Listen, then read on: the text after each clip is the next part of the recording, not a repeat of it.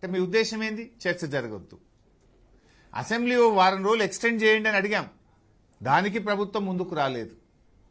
అంటే అసెంబ్లీ పని దినాలు రోజు రోజుకు తగ్గిపోతా ఉన్నాయి. ఆ హేట్ స్పీచ్ బిల్లు తెచ్చి లాస్ట్లో పెట్టిండ్రు.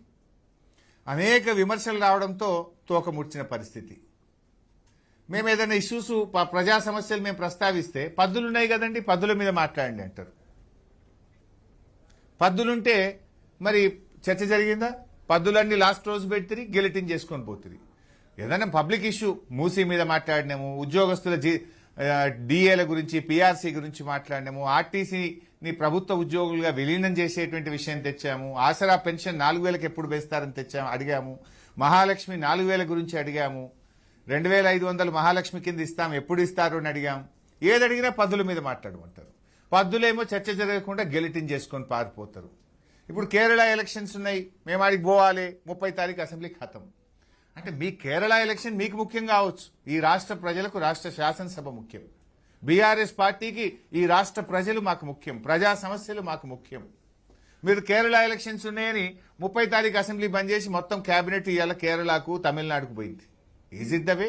మీకు రాష్ట్రం ముఖ్యమా, రాష్ట్ర ప్రజలు ముఖ్యమా, ఈ శాసనసభ ప్రతిష్ట ముఖ్యమా, మీ కేరళ ఎలక్షన్స్ ముఖ్యమా? ఇవాళ సభలో అన్ని నాటకాలే. ఏది చర్చిద్దామన్న అటెన్షన్ డైవర్షన్ పాలిటిక్స్. సభలో నాటకాలు జాలేయట, ఇంకా పోయి రవీంద్ర భారతిలో నాటకాలు వేసిండ్రు. అరే ఉన్న టైమే తక్కువ, సభలో మాట్లాడదాము అంటే లేలే గేమ్స్ ఉన్నాయి, 4 గంటలకు అసెంబ్లీ ఖతం, నాటకాలు ఉన్నాయి 4 గంటలకు అసెంబ్లీ ఖతం. ఇవాళ సభలో చేసే నాటకాలు జాలేయటగా బయట పోయి నాటకాలు చేసిండ్రు. ఇలా బిజినెస్ కు సమయం సరిపోతలేదు, అసెంబ్లీ పని దినాలు పెంచండి అంటే పని దినాలు పెంచరు. 3 గంటలు 4 గంటలు సభను వాయిదా వేసుకొని చర్చ జరగనీయరు. ఇంకా ఇది చాలదన్నట్టు ఆటలు నాటకాలు. అంటే మీ సభా సమావేశాలు జరగకుండా మీ సరదాలు తీర్చుకోవడానికి సభను గాలికి వదిలేసిండ్రు. సభా సమయాన్ని వృధా చేసినటువంటి ప్రయత్నం చేస్తున్నారు. పొంగులేటి గారి అవినీతిని మేము సాక్ష్యాధారాలతో సహా బయట పెడితే ప్రజల దృష్టి మరల్చడానికి డైవర్షన్ పాలిటిక్స్. సభా సంఘం అడిగితే దానికి విలువే లేదు, ఏ సభా సంఘం పనికిరాదు. మీరు సభా సంఘంని